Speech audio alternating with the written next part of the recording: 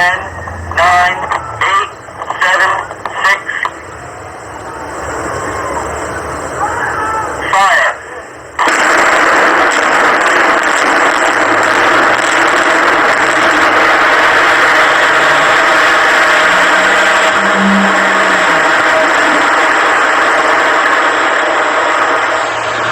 Have a beautiful clear time. Fire. Have a beautiful clear time.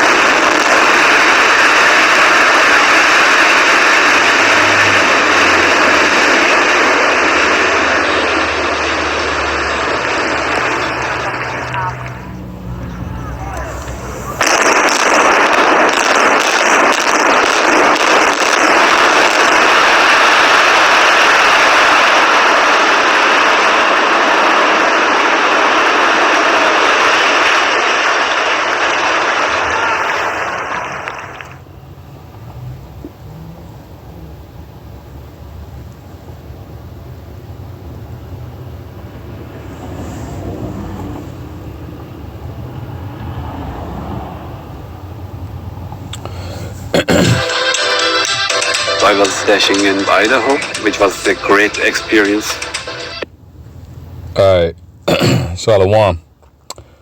First and foremost, as always, giving all praise, glory, and honor to the true powers of heaven and earth, the most high power of Israel, which is Yahweh Bahashem, Yahweh Shai, Bahashem, Bracha HaKodash. Double honors to the apostles and the elders of Great Millstone that do rule and teach well with the correct doctrines and exhortations of the heavenly scriptures. Peace and salutations to your hopeful elect Akim that's out there teaching his word in all truth and sincerity. All right, real quick, I just want to do exhortation, Lord willing, to edify you hopeful elect Akim out there. All right, and pretty much, man, hey, this lesson is stemming off what you just seen. All right, it's from this video here in it says tripod. The title says Tripod Building Controlled Demolition Inc. All right, and pretty much you just seen a controlled demolition. All right, keyword controlled. All right, because they control it. You know, they set up bombs throughout the building. You know, and then they let it off simultaneously. All right, they set it off. You know, and so the building can fall in a structured, how can I say, organized way. Okay, to their liking.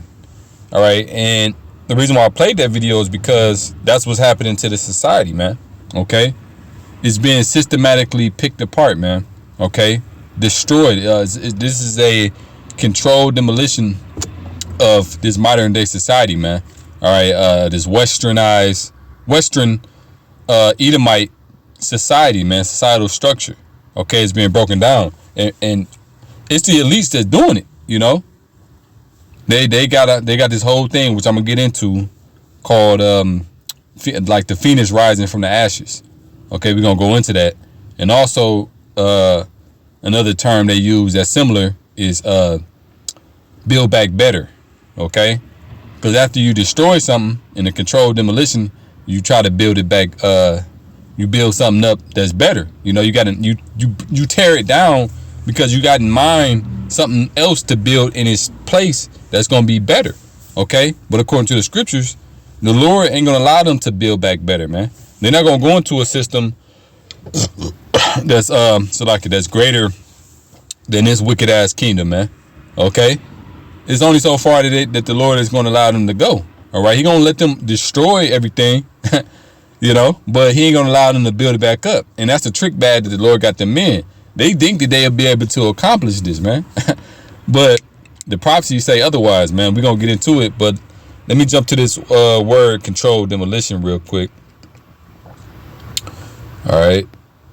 Let me just go into it. Because, you know, this is the video I got. Let me see. Let me go back. All right, it says controlled demolition meaning. What is a controlled demolition? Generally speaking, the term controlled demolition refers to the demolition of a building or structure by means of explosives. All right. And all these different things that we see taking place in society, you know, the economic collapse, okay,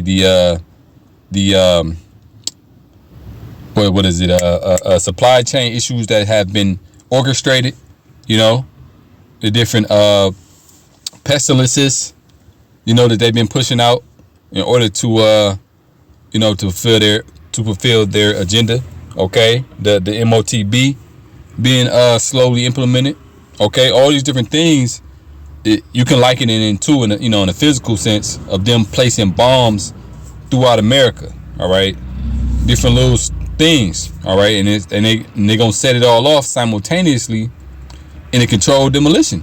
Okay, you see, so that's what you got to understand, man. Okay, and it's for the whole purpose of trying to build back better, man. All right. Matter of fact, let me get a scripture real quick.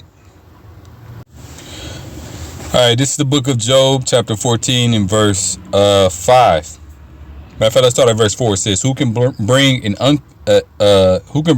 a thing out of an Salaki? Who can bring a clean thing out of a unclean? Not one." All right, and that's what Esau Edom is, man. He unclean. He created to be the wicked. It's another scripture that say, "Can a leopard change his spots?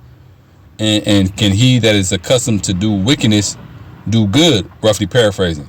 Okay, and that's Esau. He was created to be the wicked. He's accustomed to doing evil. All right, so how can he do good? And there's also another scripture that say that he that doeth evil to himself, to whom shall he be good?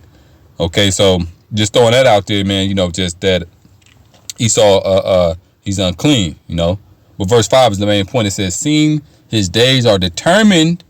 His days are determined. Okay. "The number of his months are with thee. Thou hast appointed his bonds that he cannot pass." Okay. And that's the thing, man. The Lord has determined, let's go into this word. All right, the days of this devil's rulership, man. Where's that? Here we go. In the Hebrew is haras. And it says to cut, sharpen, decide, decree, determine, maim, move, be decisive, be mutilated. Okay, so it's a cutoff point, pretty much, man, that the Lord has placed for this devil. Okay, but he's trying to extend past his prescribed limit, man, that the Lord got placed for him.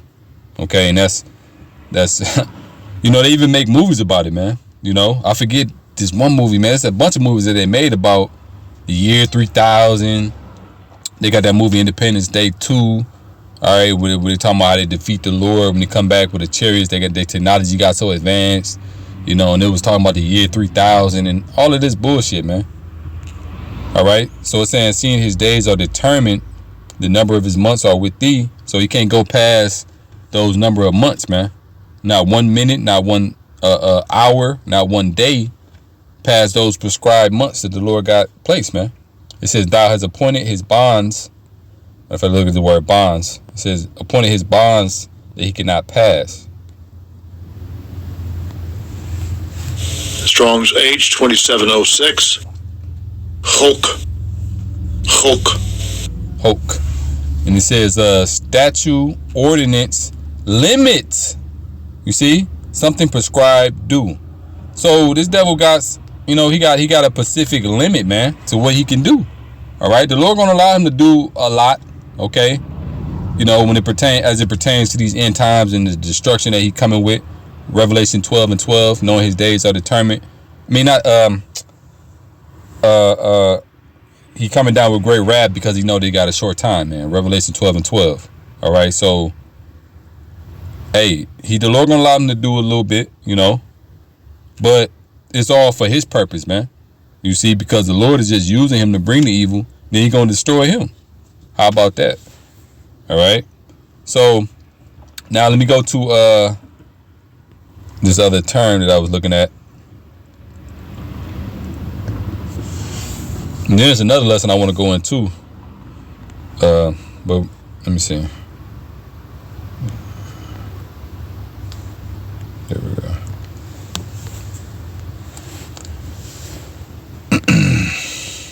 All right.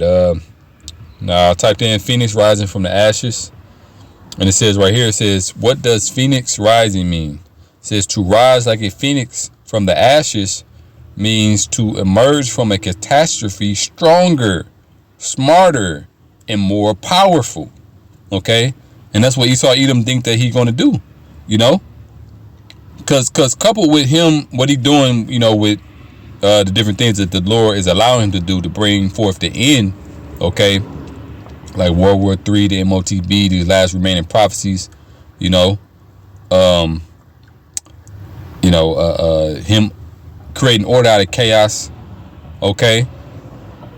Yeah, he's trying to emerge. That's why they got order out of chaos. They want to come back with their order ab chaos, their solution, okay, to this catastrophe that they're perpetuating. Ultimately, it's the Lord, and the Lord is going to, add into the catastrophe with different, different calamities and natural disasters. Lord adding to it, the chariots coming, So, but this devil thinks that he gonna go on the ground, which that's the lesson I want to go into. He gonna go on the ground and emerge from the ashes of this kingdom, of this controlled demolition, all right, and come back stronger, man. But the Lord, he ain't finna. Imagine this devil coming back stronger, man. That means he gonna put forth even more wickedness into the planet Earth. Hell no, man. The Lord ain't finna allow that, man. He done enough. The world is already on the brink of destruction. He created nukes. The world got nukes, man. They got enough to destroy themselves, man, and destroy everybody on the planet Earth. That's the reason why the scriptures say, if the Lord did not shorten the days, would no flesh be saved, man. Because it's a capacity out in the world for everything to be destroyed, man. But anyway, so it says an example. Let me highlight it again. It says, hold on, bear with me. It says an example of rising like a phoenix from the ashes is someone who opens a new successful business after the previous business has failed. Right, and this society is failing, man. All right, you see, purposely failing. It's not gonna get better, man. It's only gonna get worse. All right, all the way into catastrophe, man. So they thinking they gonna have success after this place is over with, man. Let me get another precept. All right, this is Psalms 49:11. It says, their inward thought is that their houses shall continue forever. Okay, this is how Esau thinks, man. All right, that their houses, that nothing bad is ever going to happen. A lot of these Edomites know about their history, man. They know what they did, what was done for them to get to where they at. And a lot of them try to deny it and put it to the side. But this is what they think, though. That they inwardly, their inward thought, in their heart and their mind is that, hey, man, they're gonna always have a kingdom. All right, gonna always be able to rule over Israel, so-called blacks, Latinos, and Native Americans. All right, always be able to go into other lands and rape, rob, and murder. Set up shops, set up puppet leaders, and all these different things, and rule by the sword. Which scripture said that's how he was going to sustain his life. All right, or going to live is by the sword. All right, so, but that's not going to be the case, man. The Lord ain't going to always have war going on in the earth. That's why this devil, that's the reason why there's so much war in the earth, man, because this devil, he can't keep no peace with nobody, man. All right, Revelation 6:4, man. He was given to him a great sword that he shall take peace from the earth. You see, so the Lord is not going to allow him to go no further. That's my main point that I'm trying to make, man. Fuck what he thinking in his inward thought. All right, let me read this again. Psalms 47:11. It says, their inward thought is that their houses shall continue forever, and their dwelling places to all generations. Look at that, to all generations. That means forever, ever. But the scriptures only talk about Israel ruling forever, man. You see? So you can't have two rulerships set up at one time, man. Two superpowers, Jacob and Esau. All right. Scripture say in 2nd Ezra 6:9. Yeah, 6:9. That Esau is the end of the world and Jacob is the beginning of it that followeth. So Esau, he bringing in the end, All right. And Jacob is going to follow after that. He not going to follow after that and rise from the ashes. Hell no. It says, let me read this again. And their dwelling places to all generations, they call their lands after their own names. All right. Africa, America, Leo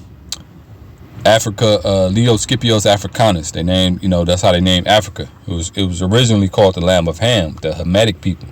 All right. So-called Africans. Then you got America Vespucci. All right. Another Edomite that this place was named after. You see, so then you know who it is, who was talking about. But anyway, there's more precepts that I could get, but I'm gonna close it out on that though, man, because I gotta get back in on the job. But hey, this devil, man, he not gonna prolong his kingdom, man. The Lord willing, I can do a lesson later as it pertains to how they plan on escaping and rising again, which is through those bunkers. So stay tuned for that, Lord willing.